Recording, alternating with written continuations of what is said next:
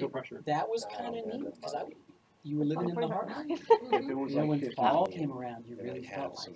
like the Ready? harvest festival. All right, everyone, thanks for your patience as we work through some technical issues. We're very fortunate today to have Danny Rehr here speaking about informational interview. And with that, I turn it over to Danny. Thank you, Danny. Well, first off, thank you, Michael, for having me, and everybody, thanks for coming on by here today. I am here to discuss something that's kind of not technical.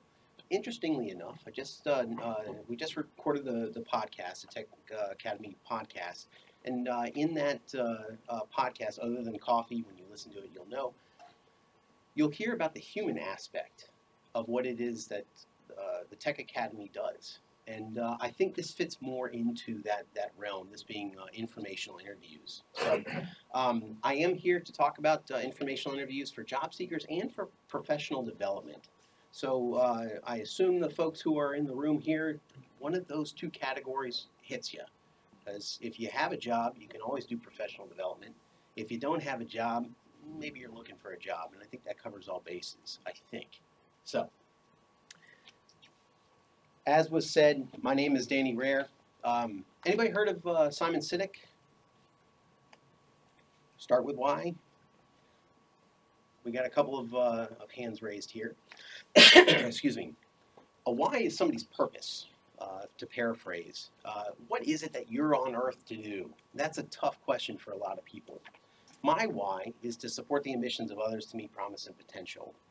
And that's kind of what I'm doing here today with the informational interview talk. So a little bit of background on me is I am a business analyst. I've done some consulting as well, and I'm a strategist. I got my MBA at University of Portland, graduated in 2017, concentration in strategy. There are some University of Portland alum and students and professors in the audience here today. They were paid. We're checking up. We're checking up on you, Danny. They're checking up on me if you couldn't hear the audio there, and that is true. So there's a white van waiting for me down on in the parking area here. Anyways, I am from the East Coast. I'm from Rockville, Maryland. When I got into the University of Portland and their MBA program, I relocated across the country, and so that's how I ended up here. Something about me here that is relevant later is that I love fountain pens and I love coffee. So keep those things in mind as we move forward. My story with respect to informational interviews has to do with kind of all the above. Now, obviously, I just said I moved out here from the East Coast. I got my MBA, and when I got my MBA, I thought, I've got it made. I've got a master's degree. I should be fine with my career. I should be fine getting a job. I should be fine moving forward with that career. That career was before I came out here as a business process improvement developer. I'll say that again because that's like 50,000 words long. It was my title. Business process improvement developer. I have no idea what I was doing, and I have no idea what that means, so let's move forward. I was in organization development or organization effectiveness. So helping people put together processes. I helped implement lessons learned in risk management for you project managers out there who know what that is. You'll know exactly how those things fit into your project management lifecycle. For those not familiar, lessons learned, I did something, how do I not do it again because it was a mistake, or I did something, how do I continue to do that for best practices? Risk management, you look forward and you figure out what could impact me negatively or even positively, some people don't know, that would impact the success of this project, success being whatever the goal of that project may be. So I've helped out with some continuous improvement programming as well. I wanted to move my career along, so I came out, got my MBA, and here I am. After I graduated, I thought I had it made, as I said. I was volunteering and very loosely searching for careers until July happened. And in July, I found out that my resume was weak, and I was not doing the things I needed to do in order to get a job, start a career, and really start my life out here after school. So I stopped the volunteer work, although I did I've continued on the side. I stopped going full bore into that and kind of reverse the order. I put my focus into the career and kind of my side activities into volunteer work. When I started focusing on my career, I decided I realized I don't have the network I need. What is a network? A network is, in this particular case, a network is going to be a group of people who can look out for you, people who care about you, people who are willing to discuss whatever the topics may be with you, and maybe somebody who will help you get a job. Thereafter, for professional development purposes, which we'll go into, it has to do with learning and growing and becoming more part of the market. Because a market is not a what, it's a who. And that's important, I'll say that again. A market is not a what, it's a who. So, what I ended up doing was I built a strategy. Now, my master's is focused or concentrated in strategy. And this is as bare bones as it gets. Michael Porter, who's mostly known for the 5 forces, he also wrote a paper, What is Strategy? I recommend it highly to everybody here and everybody who's listening at home. I have it tattooed on my back. Let me show you here. I'm kidding. Thank you, Dan. Thanks. Strategy is about having a goal, positioning yourself such that you reach that goal, doing activities all the while such that you reach that goal, and the unique fit, the sustainable fit between how you position yourself and how you are conducting yourself becomes a strategy. The strategy is not the end goal. The strategy is such that you achieve that end goal. By the way, if anybody has any questions, go ahead and raise a hand. I'm happy to answer them during. If you want to have ask a question later, we'll do Q&A afterwards as well, so feel comfortable. Sorry? There is the question was, did you mention a PDF or a book? Now, this is actually a paper. I'm going to use my shadow here. What is Strategy from the Harvard Business Review? What is Strategy by Michael E. Porter. I needed to devise a strategy. And the strategy that I devised was informational interviews. So let me go into a little bit of how this occurred. Positioning here. I'm going to step out of the camera here. Grab a quick sip of water. I told you fountain pens and coffee would return. Notice the asterisks. Those who know me well will already know about the coffee. I do love coffee. And so I'll talk about how I position myself with coffee in the next slide. But by positioning myself, I utilized fountain pens to an end. I utilized coffee to an end. I decided I wanted this to be in person, so I positioned myself to do things in person rather than by email or by Skype or anything like that. Again, how would I conduct the informational interviews, which was my strategy. And I wanted those informational interviews to be one-on-one. This may be very helpful to you folks who are here or who are listening at home. This may not be, and that's okay. A strategy is a unique fit between positioning and activities. So think about those things. If these don't really pertain to you, probably none of you have fountain pens. Maybe you do. I'd be very surprised, and let's talk afterwards because I do love fountain pens. But no likelihood you don't, and that's okay. It's unique to me. My activities was to do research, to write letters with my fountain pens, to select a cafe, and that goes back to the coffee. I love coffee, and if I leave it up to other people, they're probably going to pick, oh, let's go to a mass coffee cafe brand name that I won't mention. I like other coffees, so I don't want to dig in on anybody. But I love to try different coffees, specialty coffees, so on and so forth. So this way I got to pick the cafe. That was a strategic activity. I feel like I should be bowing here. Thank you. And then, of course, I conducted the informational interview. That was the whole of my strategy. So today, we are going to be talking about these particular topics.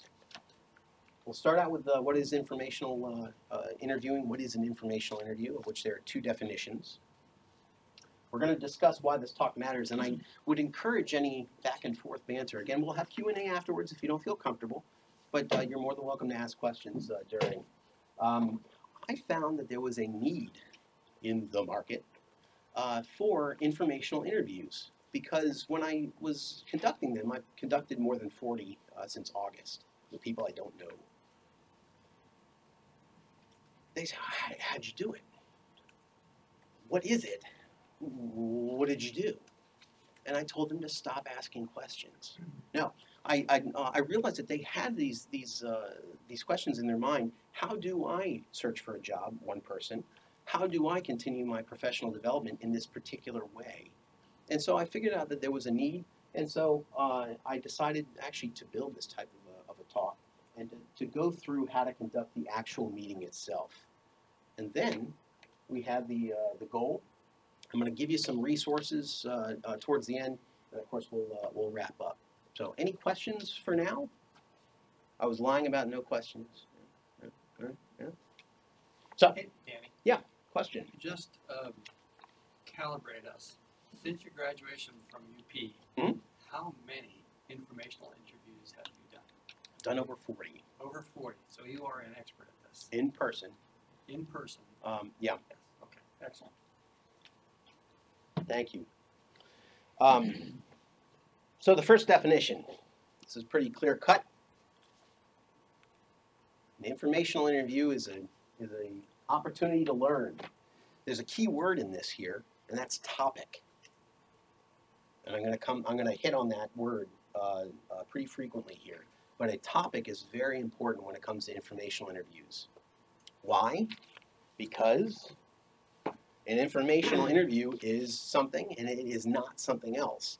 A strategy is something, and a strategy is also not something, a framework. So, for instance, today I am not wearing a hat. Today I have a hat, tomorrow I don't. I can't do both. I can have one or the other.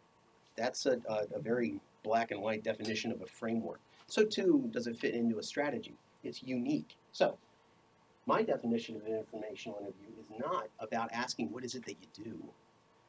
That's the traditional way of conducting an informational interview. So for those in this room, if you want to talk with the senior engineer, senior software engineer, and you want to find out about them, you want to find out about the particular code that they use or how they generate the code, utilizing the customer's input, utilizing input from finance, the marketing department, the sales folks. How does all that come together? If you ask, well, what is it that you do? You're only going to get a very linear answer. Excuse me. So this is not a traditional networking framework. And what's more, and this is above all really important, we can replace this with a single word that I'll tell in a second. An informational interview is not about you. It's about the other person. Respect. If there's a word you take away from this talk, you must respect the other person. You must give them more than they're giving you. Now that sounds really strange. I'm going to repeat that again. When you are conducting an informational interview, you want to give that person respect. You want to understand what it is that they do. You want to understand how they came to do it.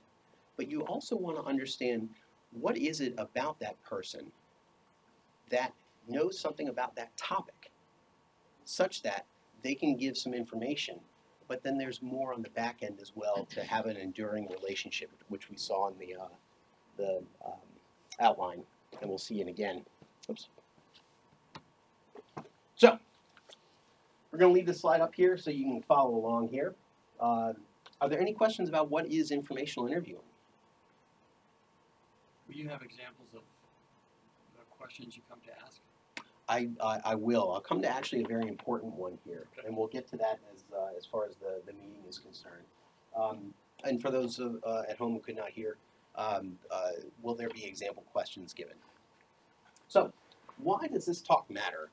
Well, the surface level is that, well, you can utilize informational interviews to get a job.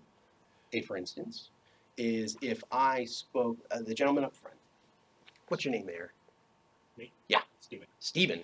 Steven is working in a company, and Steven knows about what's going on in the company. They're actually trying to hire, but they haven't put out any advertisements yet, or they put out some advertising and they're thinking to themselves, maybe we need somebody else here. I think we need another software engineer. This is all true to life. I know it just by looking at Steven. If I write Steven and I said, Steven, what is it that you do? I own a technology startup. Technology startup. Okay. So if I decide, you know what, I'm interested in how entrepreneurship blends into technology, and how does technology get built in an entrepreneurial environment versus a corporate environment? I would write a letter to Steven, and I'd say, dear Steven, how are you? I looked on your LinkedIn profile, and I saw that you are in a technology startup. That's really interesting to me. I have worked in corporate environments, but I've never really delved into the entrepreneurial aspect of it. Could you give 10, 15 minutes of your time? Maybe we can have coffee at a real good coffee place, because I love coffee, but I'm not writing that piece. That's all parenthetical. Steven, do you drink coffee? I do. Man. It's too much. Right there, folks. Right there. I could have chosen any of you, and I chose, yeah. There's a connection here. So I would say, hey, let's go meet at Cafe XYZ, and I'll buy the coffee. What do you say?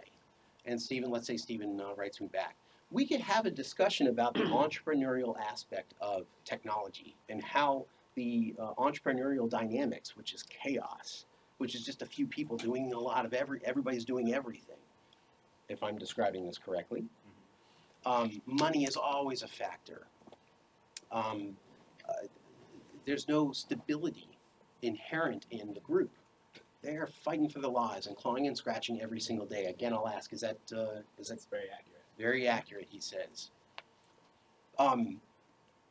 In a corporate environment, that's not the case. I slept at my desk all the time. No one cared. Now, we're going to edit that out of this video, I'm sure, but I'm kidding. The stability that's offered in a corporate environment versus what's offered in an entrepreneurial environment. Keep in mind, I'm not asking, Steven, what is it that you do? I'm asking about a topic. And that topic is going to elicit the first of how to ask questions. And I'm going to save that with a little bit of suspense here. Steven may have a job, or Steven may know somebody who does have a job. Or Steven says, hey, this was a great talk. I think you're an interesting guy, Danny. I like coffee too. What do you say you meet up with my meetup coffee group that meets every third Sunday of the month or whatever, and we create a friendship or a relationship where we can continue to discuss his entrepreneurial challenges, and I can give my experience, and maybe there can be a collaboration there afterwards. Maybe I could even volunteer, something like that. For the job seeker, that creates a network. And then 2 weeks later, Steven says, hey, Danny calls me or he emails me and says, I know somebody who could use your skill set. Would you be willing to get an introduction? This is why informational interviewing is important for job seekers.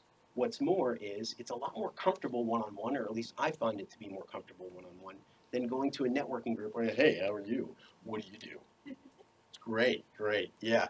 Oh, the food here is great. Oh, the presentation's getting started. Hey, it was good talking with you. Nothing happens there. There's no possibility for connection. When we're talking about professional development, why is an informational interview important? Professional development is about entering into a market. And if you recall what I had said earlier, a market is not a what, it is a who. The folks who are in this room, for those who can't see at home, there are more folks over here. They are called folks. I'm from the East Coast. There are a bunch of people who are here. Again, a framework. They make up the Tech Academy, the stakeholders of the Tech Academy. Now, there are people who are external to the Tech Academy, of course, who have interest in associations and so on and so forth. But to keep it simple, everybody who's in this room is the Tech Academy. We're part of the meetup group. People who are not part of this group are not. I am speaking with folks who are in the Tech Academy. I'm trying to give back. Again, my why is to support the ambitions of others to meet promise and potential. I hopefully am giving you a message of which you can find value and utilize after we leave here today. By the way, I'm sure Stephen has jobs. I'm kidding. But the point there is you become part of the who. A market is not a what, it is a who. It is built of people. We are the Tech Academy market right now. Right now, snapshot in time. And I'm here. I have now associated myself with the Tech Academy. It's a bunch of who's. I can point at the individuals in this room. It would be great to speak with you, and lo and behold, I am. Professional development is about gaining connections to people. Everybody here heard of, you got to keep networking when you're job searching? And then professional development, oh yeah, that's who you know. Keep in mind, if you know somebody who knows, I'm going to show my technical wherewithal here, so prepare. If I'm a Python developer, thank you. If I'm a Python developer, and I know somebody who knows SQL, and I've got an issue that I want to discuss. Hey, Tina, would you mind just having lunch with me later this week and describing how you would handle this problem using SQL? I just need a different reference or a different point of perspective. I have a network I can reach out to. If it's all me, again, you'll hear a little bit of this in the podcast. When you are the software engineer, you're doing whatever it is that you're doing, you must solve the problem. And if you can't, what do you do? Get a little help from I'm not going to sing it, but get a little help from my friends. Yeah? Call somebody. What do you do when you're feeling down? You call your folks, you call your best. Oh, yeah. Just need to talk to somebody. Don't cry during the informational interview. Or you could if it works for you. That may be your strategy. But the point there is you can reach out to somebody. That's why it's really important to have that network, that professional development opportunity. And you can do that with informational interviews. That's what I have done.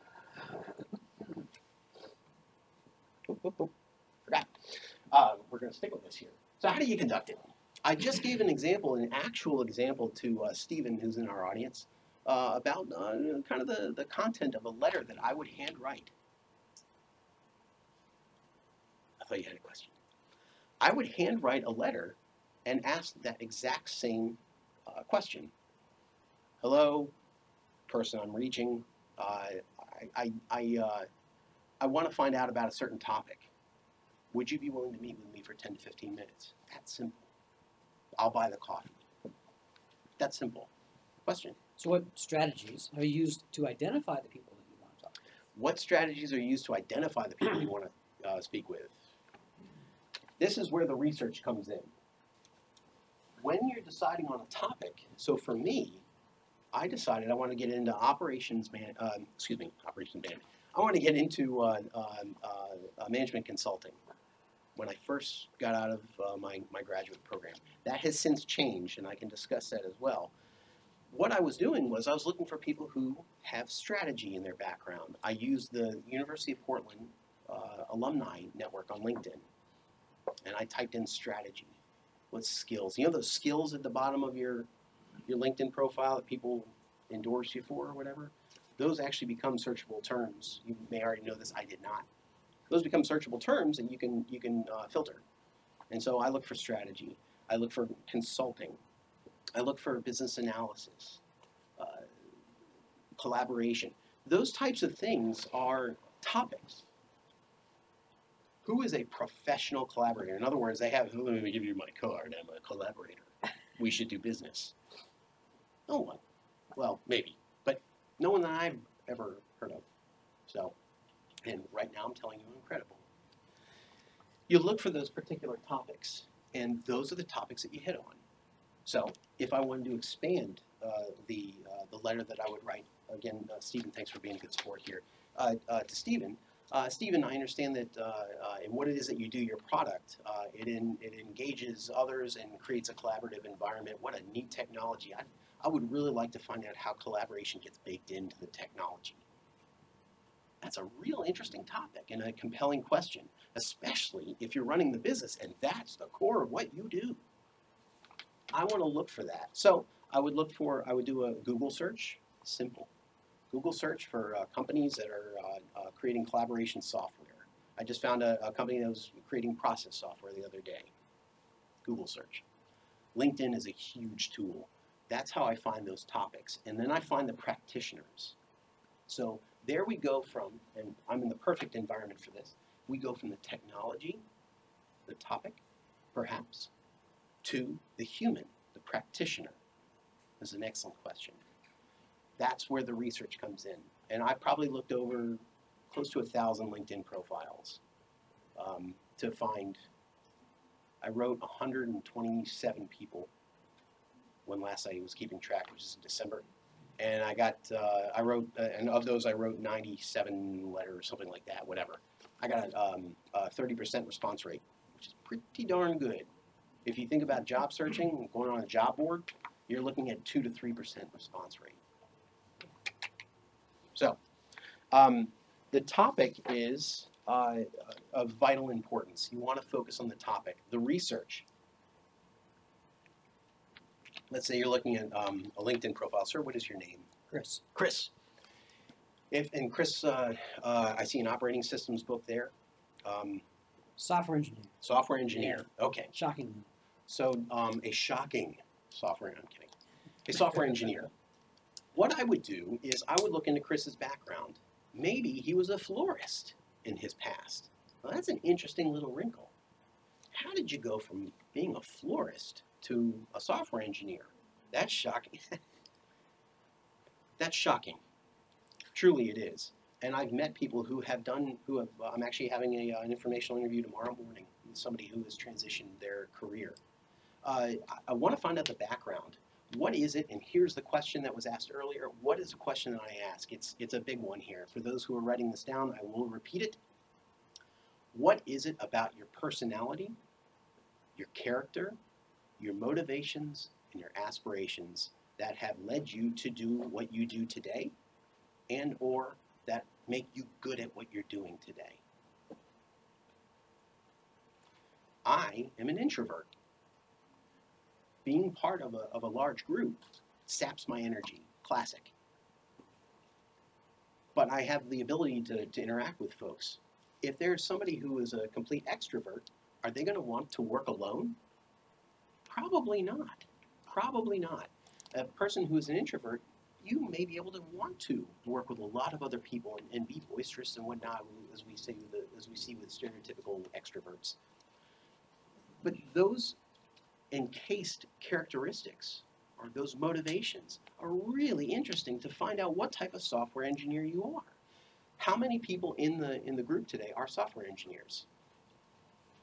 For those who can't see at home, a couple of hands up. I guarantee, without knowing you, I am not a technological person. I hit the page up instead of the page down. Yeah, technology. Thank you. I'm glad you held your applause too. I guarantee you the folks who raise their hands do different things as a software engineer.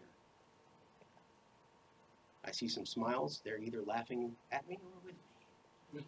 But the point is that asking what it is that you do is just getting into the linear thinking of what that particular job is. If that's specifically the topic that you are interested in, then perfect. If you're looking to find out what does the CEO of SpaceX do, dear Elon Musk, how are you? I would like to know what the CEO of SpaceX does. Would you like to have a cup of coffee with me? Good luck. So that's the preparation. I want to try to find out who that person is, and then during the meeting, I want to ask about that. Again, we're coming back to the why. What is that person's why? What is that person's purpose of being? Of maybe their personality is driving this thing that they do professionally. Maybe what they do professionally is completely off to the side. I've had an informational interview with somebody like that as well. Actually, two. One was a consultant and the other was a business analyst. They went to work and they went home.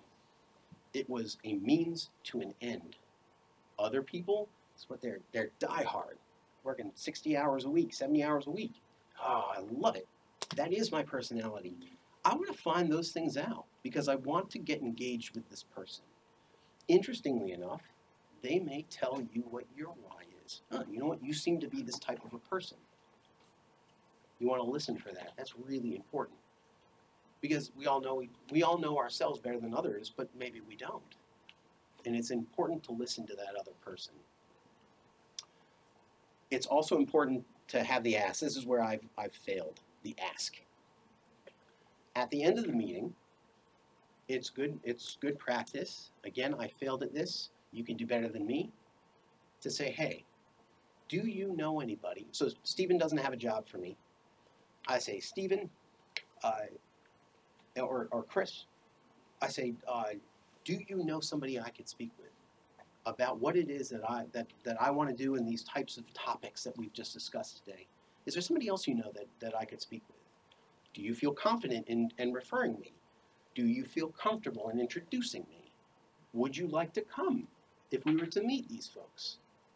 Secondly, if you're a job seeker, do you know anybody who has a job given what it is that I do with my skills, my experience?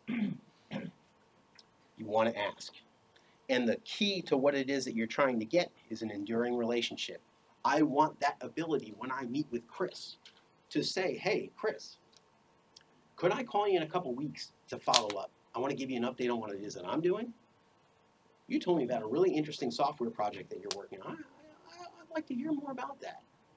2 years down the line, I remember Chris, and I'm going to come back to a gentleman named Chris here in a minute. 2 years down the line here, I come back to Chris. I say, hey, Chris, I have an opportunity for you. What do you say? Chris said, oh my God, that's amazing. I remember you. I'm looking for a job, or I'm looking for another opportunity. This is terrific. Thank you. An enduring relationship. It's a give and take, but it's giving more than you get. And then resources here. Are there any questions about what I've gone over here? So Question? if you ask something like, you want to be able to get back with someone in 2 weeks, do you ask? You said, do you ask them if they'd be willing to talk about it again, and then you have to follow up. You have to really want to do that. But how do you? So if you continue, do you have how many repeat interviews do you continue to have? So the question, I'm going to give a twofold interpretation. One is how do you ask for a follow-up meeting, and what is it that you talk about? And then how many times do you follow up? Is that kind of a good paraphrase? You said an enduring relationship. Yeah. To come back after 2 years, if you haven't had any contact between them. So my example was facetious enough to be to be unrealistic. If I'm constantly keeping up with Chris, for instance, in my experience, I had a sit-down informational interview back in October, I believe it was, and I wrote the person for the first time saying, hey, I saw this bit in the news. Congratulations, I see that you're involved in that. He wrote back, said, thanks. In other words, I know who you are. Thanks. Thanks for keeping track of what I'm doing. It's little pings. I don't need to be Chris's best friend. What's your name there? Leslie. Leslie, I don't need to be your best friend. We may become best friends. That would be great. This isn't about friendship. This is about professional development and job seeking. But we may become best friends. I may find out you like fountain pens, in which case, let's shake hands after the meeting. I love fountain pens. Let's talk about it. But it is the association and the relationship. An association is an acquaintance. The enduring relationship is the give and take. But you always want to give more than what you receive. Does that answer your question? Not sure. Okay. Let me give another example here. How do you ask for that follow-up meeting? What is it that you want to talk about? Well, if we discussed how, let's get some other folks here. The gentleman in the stocking cap back there. What's your name there? Colin. Yeah. If Colin and I met, and then I realize, Colin, what do you do? I'm a student here. Student. Terrific. Congratulations. By the way, a shameless plug for the Tech Academy. I was at a meetup group, and the person who was running the meetup group was saying how well equipped the Tech Academy graduates were. I am not making this up. And so that reminded me about the school. That planted a seed in my head, and I ended up meeting Michael at a different event. And looky.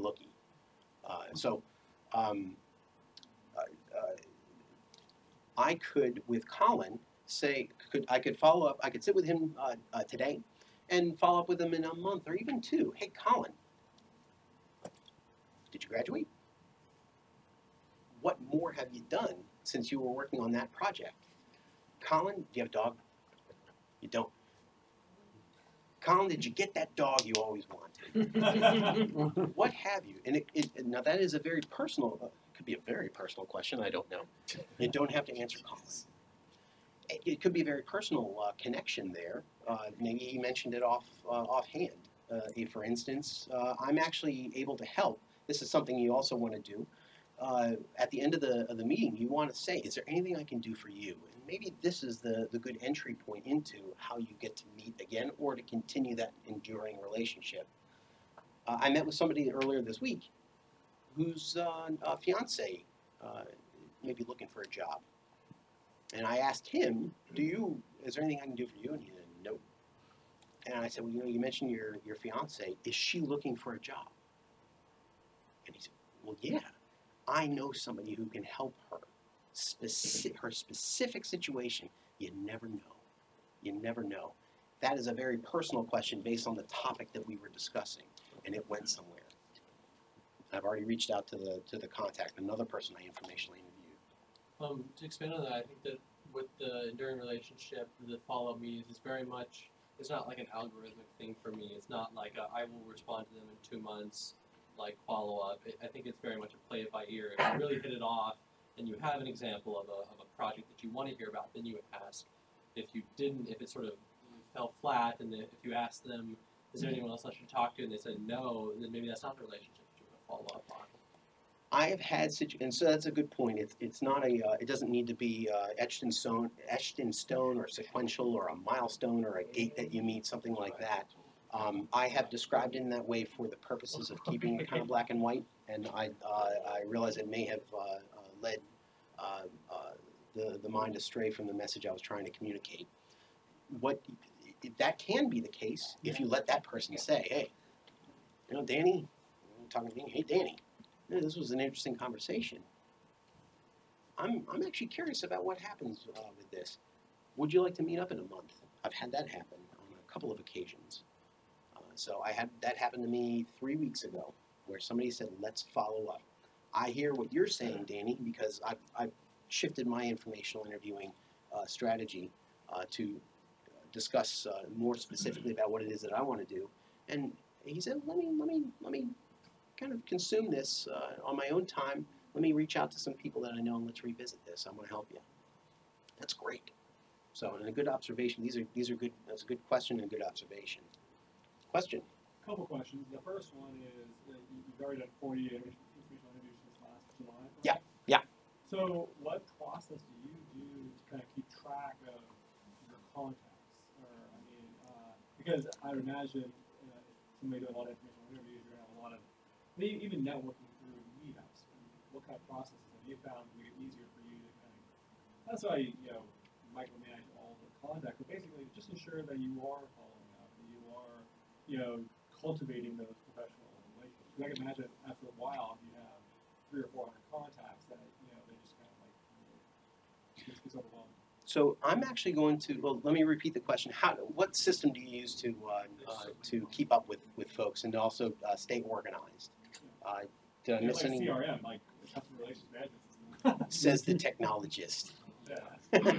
I guess I do have a CRM. I do keep track of. I don't refer to them as my customers, but I do refer to them as the folks with whom I had informational interviews. When you write a letter, there's no sent box, which is the tough part. So I had to transpose everything into a Google Doc. So that's sort of a start of an answer.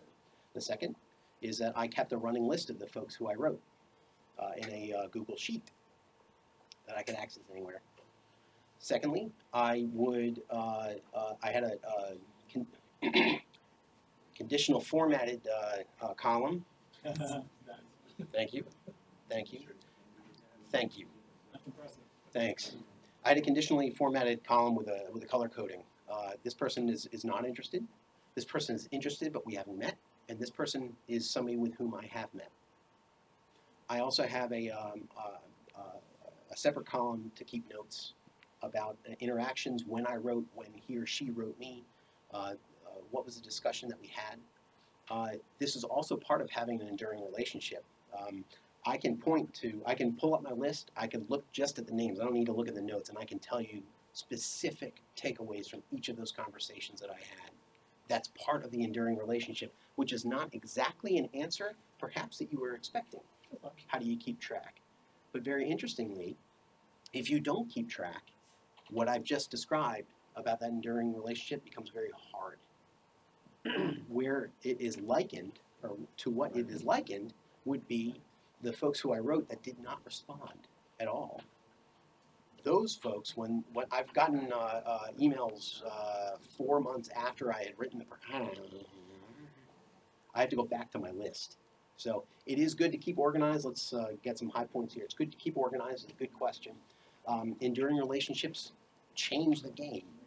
But what's more is you also want to have those names and continually refer to them. Another way that I actually keep track of who it is that I've spoken with and what it is that we do, I connect them. That's huge, huge. When I do get a job, I haven't gotten a job yet. Here I'm talking about informational interviews for job seekers. I haven't gotten a job, and that's okay. I will get there. But when I do get there, do I just shovel all this off to the side? No way. I'm helping people connect. I'm doing some exciting things. I just had a conversation with somebody who's involved in the fountain pen industry earlier today. I'm not joking. If I do get a job in company X, that does not mean I can't stop and call up that person again and say, hey, we spoke a couple of weeks ago. I still want to help you. I saw something in the news about a brand that you're working with. Is there something I could get involved in? I'll volunteer. I'll work for $100 a week. I'll work for one of your fountain pens. You see that those enduring relationships have a second tier or a follow-on or compounded value. In which case, I'm constantly keeping these people fresh in my mind because I'm giving them more than they gave me. And now we're starting to see that those high points of that strategy come together. Right. It looks like somebody doing this with their hands. We see how these little bits and pieces form together and actually create an interrelated fit. Strategy, positioning, and activities. That's what all this was based off of. I didn't know anything about informational interviews. I'd been on them before, but I didn't do it like this. And I created the strategy and continued it on. I do have some resources for you. Have you ever heard of this fellow, Dr. C.K. Bray? Used to have a Career Revolution podcast. It's now called the Dr. C.K. Bray podcast. This is indeed, so I'm not getting paid for this. Chris is a good guy. I've been in contact with him, and I want to make clear I'm not riding his coattails or his brand name and bringing him up here. But he has for those who are looking for jobs, he is the best career resource that I've ever come across, and that is this book. Podcast, cool too. This book is awesome. I have this book, and I reached out to Chris. I said, Chris, can I endorse the Dr. C.K. Bray brand? And can I put a picture of your book up here? He responded. Again, this was the Chris I was referring to here. Not to be confused with this Chris. But he responded, let me give you some free books. So here's the deal. Here's the deal. Okay? Anybody who wants a free book, raise your hand. I'm going to take a tally, and I will bring them by when I get them, which I'm going to say within the next couple of weeks. So I would bring them back by. Michael, may I actually leave them for you? Please. So again, raise them high, folks. If you want to, just make sure you give me your name, and then I can know who to give it to. Yeah. That would be terrific. And then just let me know the tally, please. So terrific. You will enjoy the book. Again, I'm not getting anything off of this other than trying to help this gentleman, again, make those connections here. I am giving my personal guarantee he's got some really good information. He's actually working on a second book as well, so keep an eye out for that. So another resource. These are this is a meetup. I belong to the Van Techie meetup group. Anybody heard of that? It is terrific. highly recommend. At Van Techie, they have I think 5 tracks, which is different types of technology that they focus upon. And I belong to the Data Geek user group, even though I'm really cool. Fountain Pens Coffee, yeah. And then the Van Coffee group, I actually asked Jeff Hansowitz if I could provide this information to endorse it as well. He said yes. Excuse me. He's also involved in SQL Saturday, and there are some upcoming events here. He did not ask me to provide this. I said I wanted to give you some resources. And then lastly, the Bridge. I was associated with the Bridge for the vast majority of 2017. I worked on Startup Weekend 2017. There were a lot of technologists who came in. There were people who were trying to raise funds. There were people who were trying to learn about entrepreneurship. There were people who were wanted to provide their technical wherewithal just to get involved in the entrepreneurial community. And that was their entry point into it. Startup Weekend, again, I'm not getting no compensation for this. I was involved in it as a co-organizer. Dave Barkos runs the Bridge. He is the lead organizer for this event. It's terrific. And you can look it up on this website here. And it is on April 4th through the 6th. It's a great weekend. It's a 54-hour build your business weekend. And they provide 7 meals. I was also involved in the food coordination in part, and it's good food too. So coffee? They had coffee. I was involved in that as well. No offense to anybody else, but that was the best question I've been asked this entire time here. So it really is a great event. Check it out. So with that, takeaways would be respect. Respect that other person. Give them more than what you're getting in return.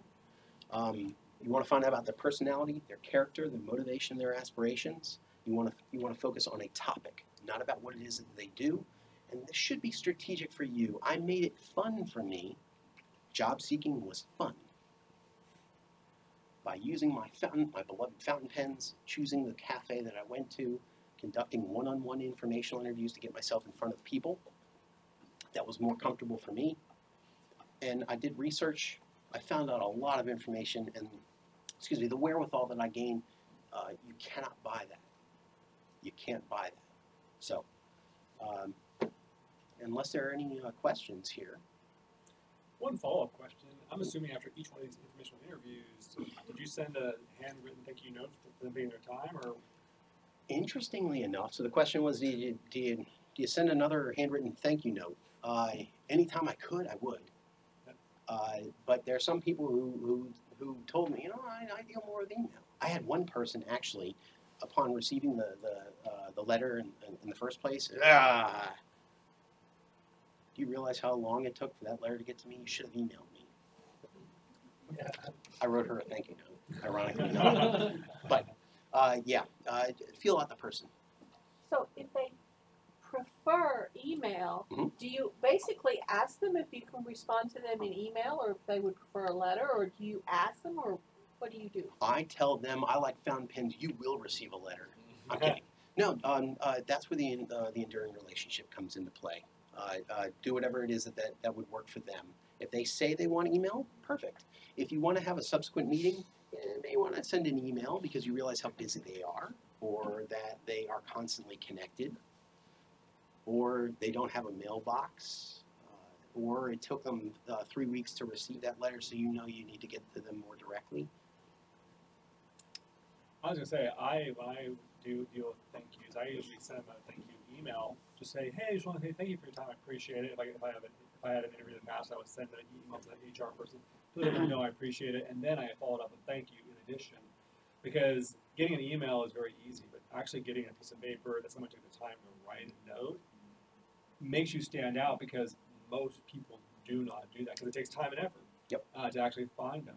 And so I just did both because I think it really stands out. So also play to your strengths. Whose handwriting here stinks? Mine is actually legible, and so I ride that out. That's a benefit for me. And so when people see a handwritten note that they haven't, I've gotten people who told me they haven't received a handwritten note in 10 years or 20 years. Some people, and they say, well, you have beautiful handwriting. That I leave as a subjective perception, but I know my handwriting is legible, and it's not chicken scratchy. So I use that to my advantage. Oh, there's another question back Yes. We have a Sandy online, and she has a couple questions. there? Yeah. Are there characteristics to look for in selecting someone to reach out to outside of companies you would like to work for and like to be part of? It was Sandy. Yes. Sandy, thanks for the question. Are there characteristics of people who work for companies that you don't want to work for? Is that the a good paraphrase? Yes. Okay. So how do you engage? I'm going to paraphrase it yet again here. And it's going to get back to coffee here. I'm kidding. How do you engage those who work who work a different job or in a different environment or for a company you don't really want to work for? How do you engage that person? So let's say that I'll give an example. The person who I met with a couple weeks ago who wanted to follow up with me because they were interested in what I was doing, that person is in sales. I've never considered myself interested in sales. However, that person has a very different perspective, Sandy, on how to engage people. Very interesting. He also has a lot of contacts. He's also, I happen to know, a pretty funny guy. And if nothing else, we'll have a good laugh. Topics.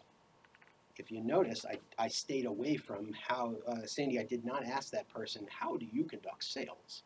How are you a sales manager? I went with the topics. And if all else failed, I went with the entertainment. Now, by the way, he chose the coffee place. I wasn't too pleased about that. But our follow-up, you better believe it, I chose the coffee place. So, shameless plug, Thatcher's Coffee, Vancouver, Washington, numero uno. Sandy, did you have other questions? I hope that answers your question. Yeah. So the other question is, are there any common elements or conditions common to the 30% of the people who come to meet? This is an excellent question. I'm going to rephrase it once again. What are the patterns that you observed? This would be a kind of a pro tip. If you are looking at a topic and you're trying to find out all the ins and the outs of that topic, I told you to focus on the personality, the character. Sandy, good question. The personality, the character, the motivations, and the aspirations of the person who is a practitioner in order to hopefully create an association or an enduring relationship. Eventually, I spoke from going the technology to the human. The human is going to become a patterned attribute. For me, I was looking into strategy, consulting. My 23rd informational interview helped me pivot into business analysis, which is more my speed. He helped me with that. Then I started looking into business analysis. It was topical. Those topics led to what are the types of people who practice these attributes, and then that practice became a pattern. So people who like to learn, people who like to solve problems, people who like to bring people together, people who like to collaborate, those are things that I learned. You will more than likely learn things that are different, keeping in mind those attributes that I just described, collaboration and bringing people together, so on and so forth, are associated with a consulting or a business analysis color, if you will. Any other questions, Stephen? So I'm assuming the handwritten note was mostly about just standing out from the general noise of email and constant contact through like LinkedIn and stuff like that. Was the handwritten note the way that you stood out? Was that your unique positioning? Was the question. In part, it was. In other parts, it was not. I like writing with my fountain pen. Job searching is not fun. It isn't. It can be, and I made it fun for myself because I did something that I love to do, and that's write with my fountain pens. And so it was a very personal thing for me. It also shows that you really took in my case, I would write a longer letter than how I dictated it, but I would also provide the thoughts that I had about my research and really pinpointed why it was I really wanted to speak with that person. Let them know that I understood something that I read about them, even in articles in some cases. So, good question. You said you would repeat your question. Would you repeat your question? Oh, what yes, is it was what is it about your personality, your character, your motivations, and your aspirations that either make you good at what you do or have led you to become what it is that you have become.